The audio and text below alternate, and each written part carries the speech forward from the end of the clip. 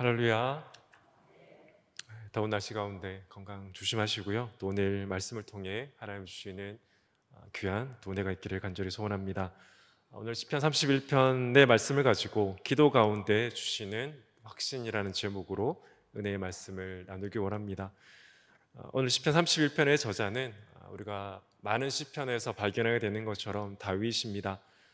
다윗은 고난 가운데 하나님께 피하며 자신을 구해달라고 간구하고 있습니다. 우리가 오늘 본문을 다 읽진 않았지만 처음부터 읽어보시면 계속된 다윗의 기도가 1절부터 24절까지 아주 긴 기도의 제목으로 나오는 것을 알 수 있습니다. 근데 지금 다윗이 겪고 있는 고난은 우리가 잘 아는 것처럼 그가 한 잘못 때문이 아니라 세상의 악 그리고 악한 사람들의 그 행동 때문에 다윗이 겪고 있는 것입니다. 6절에 허탄한 거짓을 숭상하는 자들, 17절에 악인들, 그리고 18절에 교만하고 완악한 말로 무례의 의인을 치는 입술이라는 그 다윗의 기도의 고백을 통해 지금 다윗이 당하는 고난은 그의 잘못 때문이 아니라 세상의 악 때문에 악한 사람들의 악한 행동 때문에 다가오고 있는 것임을 알 수 있습니다. 그런데 오늘을 살아가는 이 시대를 살아가는 우리도 다르지 않은 것 같습니다. 우리가 살아가는 이 세상에도 여전히 악은 존재하고 여전히 악한 사람들의 행동도 여전히 존재합니다. 그래서 그들의 악 때문에 그들의 악한 행동과 동기 때문에 고통당하는 이들이 여전히 많은 것도 사실입니다. 우리에게 일어나지 않기 때문에 그것들이 와닿지 않을 때도 있지만 여전히 이 세상에는 악이 존재하고 악한 일들이 일어나고 있습니다. 아주 오래전의 일인데요. 제가 버스 정류장에서 버스를 기다리고 있는 중에 어떤 할아버지께서 이렇게 말씀하셨습니다. 정말 하나님이 살아계시면 이렇게 악한 일들이 일어나는 것이 맞나? 그리고 악한 사람들이 벌을 받지 않는 것이 정말 맞나라는 말씀을 혼자서 하시는 것을 옆에 지나가다가 듣게 되었습니다. 오래되어서 정확하게 어떤 사건 때문에 그 할아버지께서 그렇게 말씀하셨는지가 기억이 나지 않지만 충분히 그렇게 말씀하실 수 있었던 상황이었던 것 같습니다. 사랑하는 여러분, 하나님을 알지 못하는 사람들은 세상에 일어나는 악한 일들, 부조리를 보고 이렇게 말할 수 있습니다. 어떻게 하나님이 살아 계시다라면 이런 일이 일어날 수 있나라는 그 질문을 그들은 충분히 할 수 있는 것입니다. 그래도 하나님을 알고 하나님을 믿는 우리는 이 세상의 악을 바라보며 어떻게 말할 수 있을까요? 아마 우리는 이렇게 말할 것 같습니다. 하나님께서 어떻게 하나님의 자녀에게 이러한 악을, 하나님의 자녀들이 이러한 악한 일을 당할 것을 허락하실 수 있습니까? 사랑하는 여러분, 그런데 어떻습니까? 이 세상의 악이 하나님을 알지 못하는 이들에게만 일어납니까? 하나님의 자녀들에게는 이러한 일들이 일어나지 않을까요? 만약 세상의 악이, 악한 행동들이 하나님을 알지 못하는 이들에게만 일어났다면 오늘 본문의 시편은 기록되지 않았을 것입니다. 아니, 성경의 많은 부분이 기록될 수 없었을 것입니다. 그렇다는 것은 이 세상의 악한 일들, 또한 부조리들, 그 모든 일들은 하나님을 알지 못하는 이들뿐 아니라 하나님을 믿음으로 신실하게 살아가는 믿음의 사람들에게 동일하게 일어나고 있다는 것입니다. 물론 우리는 그 이유를 알 수 없습니다. 그리고 하나님의 자녀에게 이러한 일들이 일어난다고 해서 우리가 너무나 잘 아는 것처럼 하나님께서 우리를 사랑하지 않는다라는 것도 아닙니다. 우리는 그저 알 수 없다라고 고백할 뿐입니다. 오늘 본문인 시편 31편의 다윗의 삶에 일어난 그 고난도 세상의 악 때문에 일어난 일입니다. 그런데 우리가 하나님의 말씀을 통해 아는 것처럼 다윗은 하나님의 마음에 합한 사람이었습니다. 물론 그도 연약해서 죄를 지었고 넘어지기도 했습니다. 그러나 그럼에도 성경은 그를 하나님의 마음에 합한 사람이라고 말하고 있습니다. 그런데 그럼에도 그의 삶에 얼마나 많은 고난이 있습니까? 그리고 그의 고난의 대부분은 악한 사람들이 그를 대적하기 때문에 일어난 일들이었습니다. 그런데 하나님은 그 다윗에게 왜 네가 이 고난을 당해야 되는지에 대한 이유를 알려주시지 않으셨습니다. 하나님은 그가 고통을 당하고 그가 어려움을 당하는 고난의 이유를 알려주시는 것이 아니라 그 상황 가운데 하나님을 의지하게 하셨고 하나님께 피하게 하셨습니다. 그리고 그 모든 과정을 통해 그는 철저하게 자기 자신이 아니라 하나님 한 분만을 바라보는 훈련을 받은 것입니다. 사랑하는 여러분, 저와 여러분의 삶은 어떻습니까? 하나님을 알고 하나님 믿음으로 신실하게 살아가는 저와 여러분의 삶에도 여러 가지 고난이 찾아올 때가 있을 것입니다. 때로는 전혀 예상하지 못할 때, 때로는 오늘의 본문의 다윗처럼 정말 악한 사람들의 악한 동기 때문에 우리의 삶에 정말 겪지 않아도 될 여러 가지 많은 고난을 겪게 되는 것이 사실입니다. 그런데 그때 중요한 것은 우리가 그 이유를 아는 것이 아닙니다. 우리가 이유를 알 수 없는 그 고난을 당할 때 하나님께 물어볼 수 있습니다. 하나님, 제가 대체 왜 이 고난을 당해야 됩니까? 왜 저의 삶 가운데 이런 고난을 겪어야 됩니까? 라고 우리는 하나님 앞에 나가 정말 간절하게 부르짖고 물어볼 수 있습니다. 그러나 하나님은 그때 우리에게 그 고난의 이유를 알려주시기보다 하나님은 저와 여러분이 그 가운데 하나님을 의지하고 하나님께 피하기 원하신다는 것입니다. 하나님께서 모르시기 때문이 아니라 하나님은 모든 것을 이미 알고 계시지만 하나님은 그럼에도 침묵하실 때가 많으시다는 것입니다. 우리를 사랑하지 않으셔서가 아니라, 그리고 알지 못하시기 때문이 아니라 그럼에도 불구하고 침묵하시는 것입니다. 오늘 본문에서도 하나님께서 다윗에게 그 고난의 이유를 알려주지 않으십니다.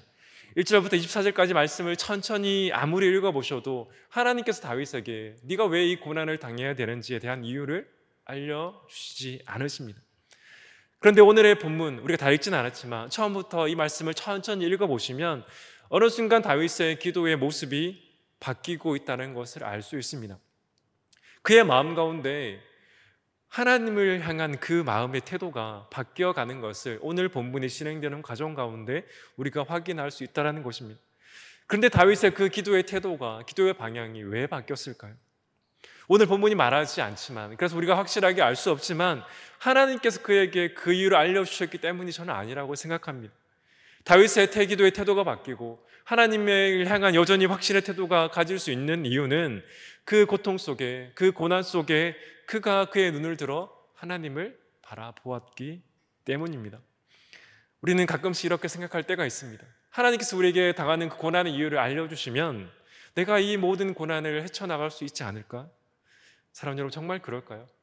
하나님께서 우리가 당하는 그 고난의 이유를 알려주시면 우리가 그 고난을 확신 가운데 담대하게 헤쳐나갈 수 있을까요? 아닙니다. 사랑하는 여러분, 그렇지 않습니다. 우리가 그 이유를 안다고 해도 결국 그 고난을 우리의 힘으로 헤쳐나갈 수 없는 좌절만 알게 될 뿐입니다. 그래서 우리는 그때 하나님께 나가 기도할 수 있습니다. 하나님, 제가 왜 이 고난을 당해야 됩니까? 왜 저에게 이런 어려움이 다가옵니까? 라고 기도할 수는 있지만 그때 우리가 정말 해야 될 것은, 그럼에도 그 가운데 우리의 확실한 위로와 확실한 보증이 되시는 하나님을 바라보는 그 태도가 저와 여러분에게 있어야 된다는 것입니다. 오늘 본문을 보면 그래서 다윗은 자신의 기도 속에 하나님이 어떤 분이신가를 계속해서 되뇌이는 것을 알 수 있습니다. 3절에서 다윗은 하나님을 이렇게 고백합니다. 나의 반석과 나의 산성. 다윗에게 하나님은 나의 반석과 나의 산성이었습니다. 4절에서 동일하게 다윗은 하나님이 나의 산성임을 다시 한번 고백합니다. 5절에서 다윗은 다시 하나님을 진리의 하나님으로 고백합니다. 즉 다윗은 지금 자신의 고난 가운데, 이해할 수 없는 상황 가운데, 그 알 수 없는 이유 때문에 당하는 고난 가운데 자신에게 집중하는 것이 아니라 그의 눈을 들어 지금까지 그의 삶 가운데 함께 하시고 역사하신 그 하나님이 어떤 분이신가를 자신의 눈을 들어 바라보고 있다는 것입니다. 우리는 고린도서 4장 8절에서 9절에서 사방이 막혀버린 상황 속에서 담대하게 고백하는 우리 사도 바울의 고백을 경험할 수 있습니다. 고린도서 4장 8절의 9절 말씀 제가 읽겠습니다. 우리가 사방을 오겨쌈을 당하여도 쌓이지 아니하며 답답한 일을 당하여도 낙심하지 아니하며 박해를 받아도 버림받지 아니하며 거꾸로 뜨림을 당하여도 망하지 아니하고. 바울은 정말 사방이 막혀버린, 그리고 오겨쌈을 당하는 답답한 일을, 박해와 거꾸로 뜨림을 당하는 상황 가운데 실제로 그가 있었습니다. 마치 오늘의 본문의 다윗의 상황과 다르지 않은 것 같습니다. 그런데 그때 바울은 어떻게 말합니까? 그는 사방을 오겨쌈을 당하여도 쌓이지 않는다라고 말합니다. 답답한 일을 당해도 낙심하지 않는다라고 말합니다. 박해를 받아도 버림받지 않는다라고 말합니다. 거꾸로 뜨림을 당해도 망가지지 않는다라고 확신합니다. 그런데 바울은 어떻게 그렇게 확신할 수 있습니까? 어떻게 모든 상황이 막혀버린 것 같은 그 상황 가운데 바울은 이렇게 담대하게 하나님을 의지하며 나갈 수 있습니까? 바울이 이렇게 고백하게 한 힘이 대체 어디에 있을까요? 우리는 바울의 이 고백의 근거를 앞절인 고린도서 4장 7절에서 발견할 수 있습니다. 우리 고린도서 4장 7절의 말씀 우리 한 목소리로 한번 읽어보도록 하겠습니다. 시작. 우리가 이 보배를 질그릇에 가졌으니 이는 심히 큰 능력은 하나님께 있고 우리에게 있지 아니함을 알게 하려 함이라. 아멘. 바울은 분명하게 말합니다. 심히 큰 능력은 자기 자신이 아니라 하나님께 있음을 고백하고 있습니다. 바울은 자신을 질그릇 것 같은 연약한 자라고 고백합니다. 그래서 자기 자신에게는 어떠한 능력도 없음을 말합니다. 그런데 그 질그릇 속에 보배 대신 예수 그리스도가 계시기에 하늘 아버지가 자신과 함께 하시기에 큰 능력이 있음을 고백합니다. 그렇기 때문에 바울이 정말 담대하게 고백할 수 있는 것입니다. 사랑하는 여러분, 우리가 당하는 고통 가운데, 우리가 겪는 고난 가운데, 우리의 힘을 어찌할 수 없는 좌절과 절망의 상황 가운데, 그래서 우리는 우리 자신이 아니라 우리의 큰 능력이 되시는 하나님을 바라보고 묵상해야 되는 것입니다. 바울이 담대했다는 것은 그의 질그릇이 변해서가 아닙니다. 그의 질그릇은 여전히 그대로이지만 그 질그릇 속에 담긴 예수 그리스도, 보배 되신 예수 그리스도께 큰 능력이 있었기 때문입니다. 그래서 그가 담대할 수 있었던 것입니다. 자기 자신이 아니라 자기 안에 계시는, 자기와 함께 하시는 그 예수 그리스도의 그 큰 능력 때문에 자신이 담대할 수 있었던 것입니다. 사랑하는 여러분, 그렇기 때문에 우리는 그 고난의 상황 가운데, 좌절의 상황 가운데, 이해할 수 없는 모든 상황 가운데, 그래서 우리는 더욱이 우리 자신이 아니라 우리의 눈을 들어 우리 아버지 되시는, 큰 능력이 되시는 우리 아버지 하나님과 하나님의 아들 예수 그리스도를 바라보아야 하는 것입니다. 저희의 삶 가운데 정말 이 은혜가 있기를 간절히 소원합니다. 우리는 우리의 눈을 들어 하나님을 바라보아야 합니다. 우리 자신이 아니라, 우리의 질그릇 같은 우리 연약한 자신이 아니라 우리의 눈을 들어 큰 능력 되시는 그 하나님을 바라보시는 정말 저와 여러분의 삶이 되기를 간절히 소원합니다. 그렇다면 우리는 그때 우리의 눈을 들어 하나님을 바라보면서 어떻게 기도해야 할까요? 물론 우리는 그러한 상황 가운데 정말 기도하기가 어려운 것이 사실입니다. 우리가 읽지는 않았지만 시편 31편부터 1편 9절부터 13절의 말씀을 보면 지금 다윗이 정말 어떤 상황 가운데 있는지를 다윗 자신이 고백하고 있습니다. 그리고 그의 고난은 정말로 실제적이고 그는 정말 지금 죽음의 문턱 앞에 서 있다라고 고백합니다. 자신의 눈과 영혼 그리고 몸이라는 단어를 통해 지금 자신이 어떤 고통을 겪고 있는지 다윗은 정말 적나라하게 자신의 아픔을 고백합니다.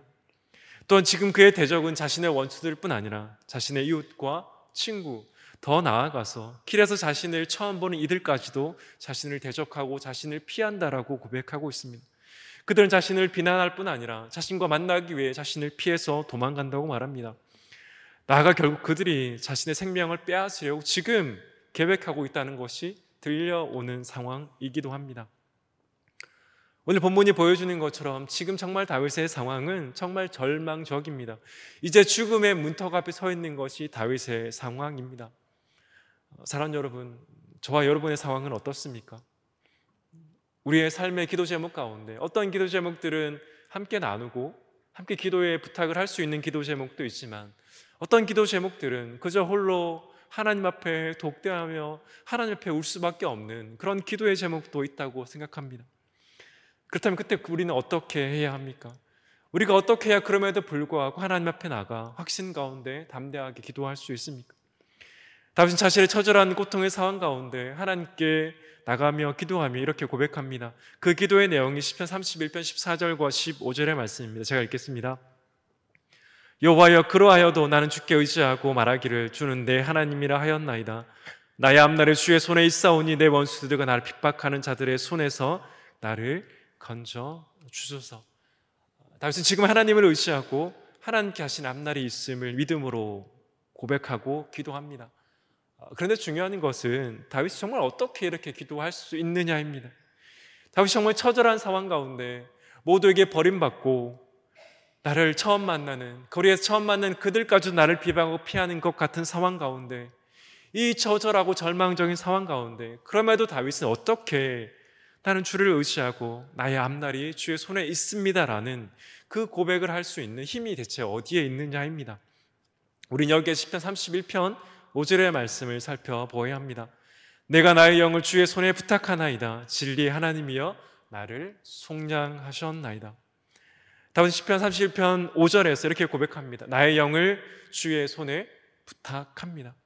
그리고 다윗이 이렇게 고백할 수 있었던 이유는 그가 이어서 말하는 것처럼 하나님께서 자신을 속량하셨기 때문입니다. 여기에 사용된 속량하라는 단어는 현재 완료 시제로 사용되었습니다.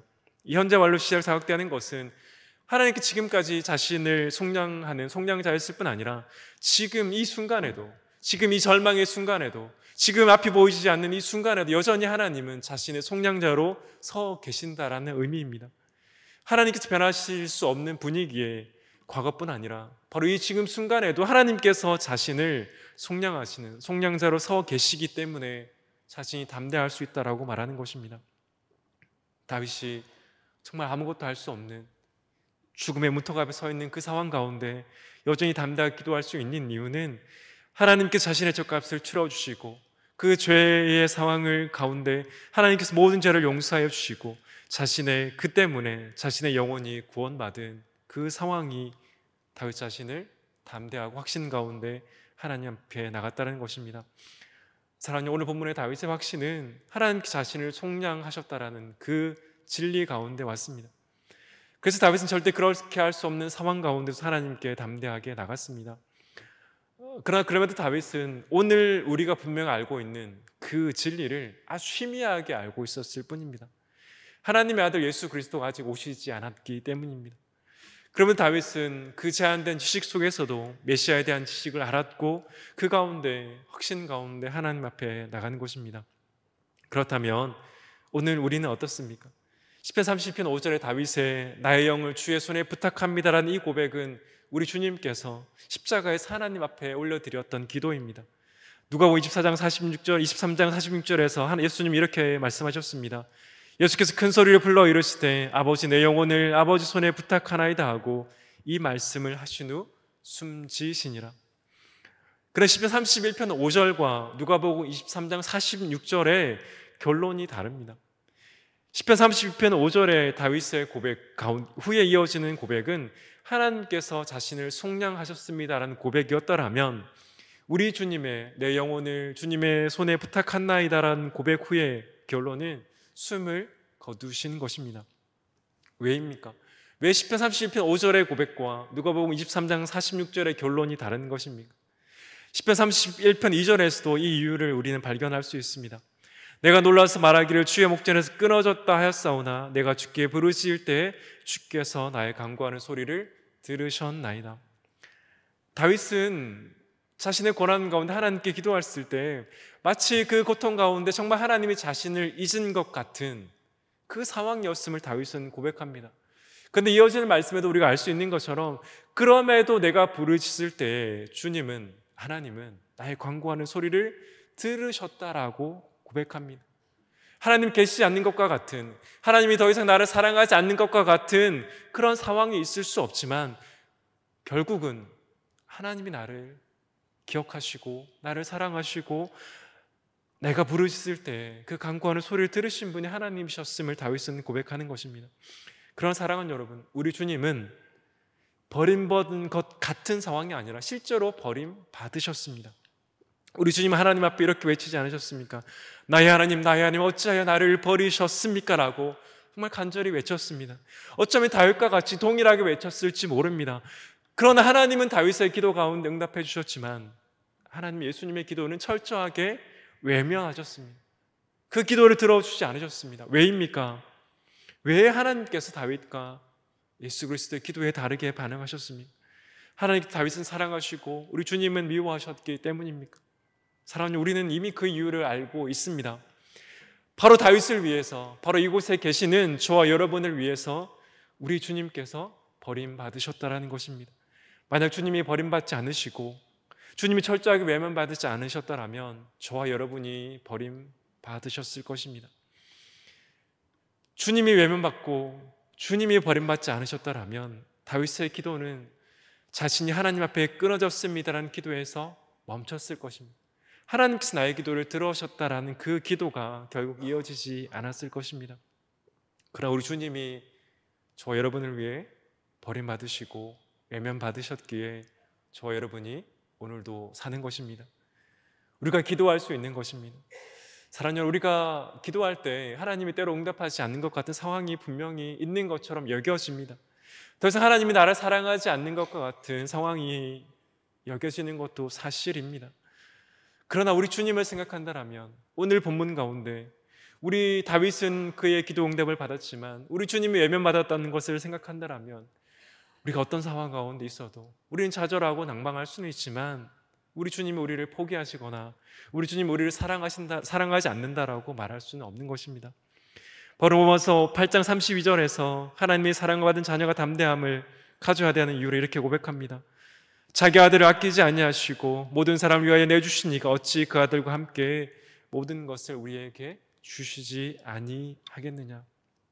사랑하는 여러분, 자기 아들을 아끼지 않으시고 저와 여러분을 위해 내주시니 그 하나님의 아들의 기도를 철저하게 외면하신 그 하나님은 저와 여러분의 기도를 듣고 그 기도에 응답하기를 원하십니다. 그 이유는 우리 주님이 저와 여러분 때문에 외면당하셨고 우리 주님이 저와 여러분 때문에 철저하게 버림받으셨기 때문입니다. 저와 여러분을 위해 하나님의 아들이 그 기도의 응답이 응답되지 않았기 때문에 저와 여러분의 기도가 응답되는 것입니다. 사랑하는 여러분, 우리는 이미 최고의 사랑을 받았습니다. 그 사랑이 우리의 마음 가운데 이해되든 이해되지 않든 분명한 진리는 하나님께서 이미 저와 여러분의 최고의 사랑을 베풀어 주셨다는 것입니다. 사랑하는 우리가 어떻게 하나님 앞에 나가 담대하게 기도할 수 있습니까? 요한일서 5장 14절은 이렇게 고백합니다. 그를 향하여 우리가 가진 바 담대함이 이것이니 그의 뜻대로 무엇을 구하면 들으심이라. 사랑하는 여러분, 우리는 주님 앞에 나가 담대하게 기도할 수 있습니다. 왜입니까? 우리 주님이 버림받으셨고 외면받으셨기 때문입니다. 우리 주님의 그 간절한 기도가 응답되지 않으셨기에 우리는 오늘도 담대하게 주님 앞에 나가 우리의 기도를 올려 드릴 수 있는 것입니다. 그러나 우리의 처절한 고난 가운데 하나님의 사랑을 의심하게 될 때, 그래서 우리는 그때 십자가 보혈을 흘리신 갈보리 앞으로 나아가야 되는 것입니다. 우리를 향한 주님의 사랑을 의심하게 되는 것은 그 마음은 하나님이 주시는 마음이 아니라 사탄이 주는 마음입니다. 더 이상 하나님이 우리를 사랑하지 않고 하나님이 너의 기도를 들어주지 않고 하나님이 너를 버리셨다라고 말하는 그 마음은 하나님이 주시는 마음이 아닙니다. 그 마음은, 저와 여러분을 하나님의 사랑을 의심하게 하는 마음은 사탄이 주는 마음입니다. 그때 우리는 우리 주님께서 달리신 그 갈보리 십자가 앞으로 나가야 될 줄 믿습니다. 그 앞에 나갈 때 우리는 그 사랑을 결코 의심하지 않고 담대하게 주 앞에 나갈 수 있을 것입니다. 그래서 오늘 본문의 마지막 절인 시편 24절에서 다윗은 이렇게 담대하게 고백합니다. 우리 시편 31편 24절의 말씀 우리 한 목소리로 읽어보도록 하겠습니다. 시작. 여호와를 바라는 너희들아 강하고 담대하라. 아멘. 다윗의 이 고백은 상황이 해결되었기 때문이 아닙니다. 그의 대적들이 죽었기 때문이 아닙니다. 여전히 상황은 변하지 않고 여전히 그의 대적들은 그의 주위에 있는 상황입니다. 그러나 다윗은 시편 31편 24절 그의 마지막 고백에서 여호와를 바라는 너희들아 강하고 담대하라고 말합니다. 사랑하는 여러분, 우리가 어떻게 강하고 담대할 수 있습니까? 우리를 바라볼 때, 우리의 육신을 바라볼 때, 우리의 주위를 바라볼 때, 우리의 지혜와 경험을 바라볼 때 우리는 결코 담대할 수 없습니다. 우리가 강하고 담대할 수 있는 유일한 방법은 하나님 아버지를 우리의 눈을 들어 바라보는 것일 줄 믿습니다. 우리의 고난 가운데, 우리의 절절한 우리의 정말 그 좌절의 상황 가운데 정말 눈을 들어 하나님을 바라보시는 저와 여러분 되기를 간절히 소원합니다. 저와 여러분을 위해 철저하게 외면당하시고 버림받으신, 그리고 그 갈보리 십자가에 달리신 하나님의 아들 예수 그리스도를 담대히 바라보시기를 간절히 소원합니다. 그럴 때 우리는 담대히 하나님 앞에 나가 기도할 수 있습니다. 사랑하는 여러분, 지금 저와 여러분의 삶 가운데 이해할 수 없는 고난이 있습니까? 저와 여러분의 가정 가운데 어쩌면 가족과 자녀들과 손주들의 삶 가운데 정말 이해되지 않고 감당할 수 없는 고난으로 정말 아파하고 처절하게 하나님 앞에 나가는 그런 기도의 제목들이 있습니까? 오늘 본문의 다윗의 상황이 그러한 상황입니다. 말씀드렸던 바울의 상황이 그러한 상황입니다. 그들이 그런 상황이 아니기 때문에 하나님을 바라볼 수 있었던 것이 아니라 그 상황에서 하나님을 바라보았기 때문에 정말 살아계신 하나님을 그들이 경험할 수 있었던 것입니다. 사랑하는 여러분, 너무나 힘들고 어려울 줄 압니다. 그러나 누구보다 하나님께서 저와 여러분의 어려움을 알고 계십니다. 그리고 그 기도를 듣고 계십니다. 그리고 하나님은 저와 여러분을 위해 하나님의 자녀, 하나님의 아들 예수 그리스도를 내어주신 그 하나님은 저와 여러분을 가장 사랑하시는 분입니다. 결국 저와 여러분 삶 가운데 가장 선한 곳으로, 가장 아름다운 곳으로 반드시 인도해 주실 것입니다. 그때가 언제인지 우리는 알 수 없기에 우리는 하나님을 바라보며 강하고 담대할 뿐입니다.